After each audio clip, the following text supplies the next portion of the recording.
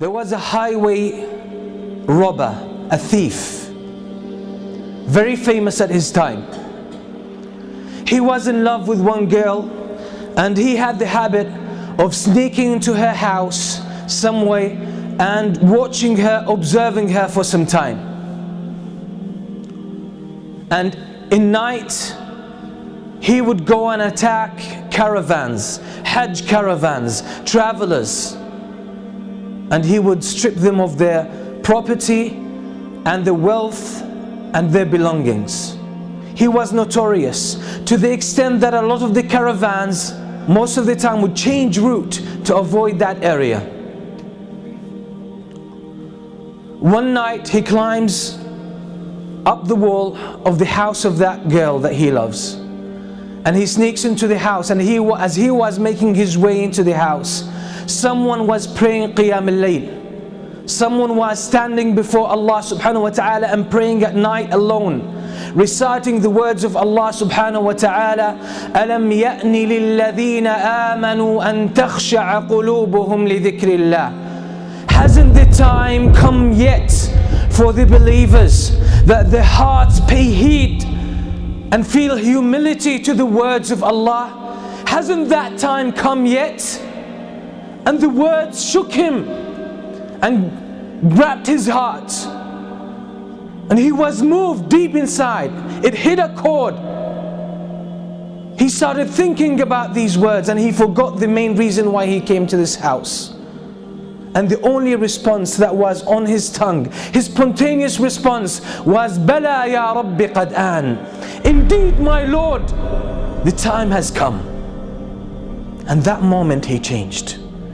So he went out of his house, roaming aimlessly, contemplating his life, contemplating his past, his behavior, his reputation, and his future, and his relationship with Allah. He ended up with a group of people who gathered together, and they lit a fire, and there were travelers, strangers. He asked their permission to join them. He sat with them, and they were disputing whether to spend the night there or to carry on their journey. And one of them said, we should stay here because there's that famous thief, that famous robber. That's his area, and if we carry on traveling, he might jump on us, and we'll be in trouble. So let's spend the night here, then we will set off in the morning. And the name they mentioned, the name of that thief, was this very person. It made him think to himself, what did I do that people fear me that much? What kind of curse I have become to humans, to humanity, that people don't even feel safe about their lives and about their property because of me. All of this made him question his life, question his way of life. And then he made the decision that I will change because it's my responsibility. It's not someone else's responsibility to change me and set me on the right course.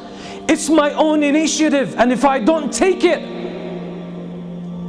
it might never happen, and I will face the consequences on the day of judgment. And that's exactly what he did, and he became one of the famous scholars, one of the famous worshippers in the history of Islam, and that's Al-Fudayl ibn Iyad.